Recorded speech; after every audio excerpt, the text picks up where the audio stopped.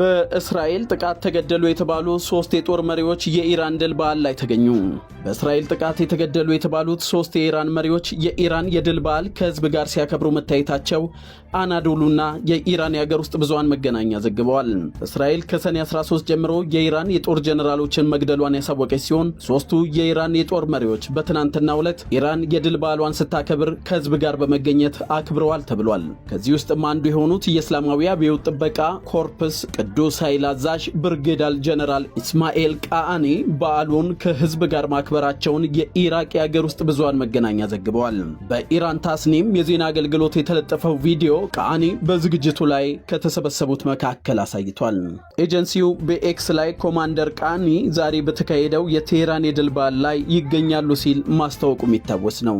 በዚህ ወር መጀመሪያ ላይ የኒውዮርክ ታይምስ ጋዜጣ ቃኒ በእስራኤል ጥቃት ከተገደሉ የኢራን ጦር መሪዎች መካከል አንዱ እንደሆኑ ዘግቦ እንደነበር የሚታወስ ነው። በተመሳሳይ የወቅቱ የመከላከያ ሚኒስቴርና የአየር ኃይል አዛዥ የነበሩት ብርጌዳል ጀነራል አዚዝ ናስራሳዲ በሰኔ ወር መጀመሪያ ላይ በመከላከያ ሚኒስቴር ላይ በተፈጸመ የአየር ጥቃት ተገለዋል ተብሎ የነበረ ቢሆንም በህይወት እንዳሉና አሁንም በስልጣን ላይ እንደሚገኙ ታስኒም የዜና ወኪል ዘግቧል።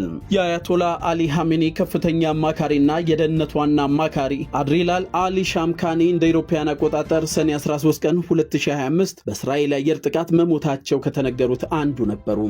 አድሚራል አሊ ሻክማኒ በድል በዓል ላይ በመገኘት የድል በዓሉን አክብረዋል ሲል ኢራን ዜና ወኪል ዘግቧል።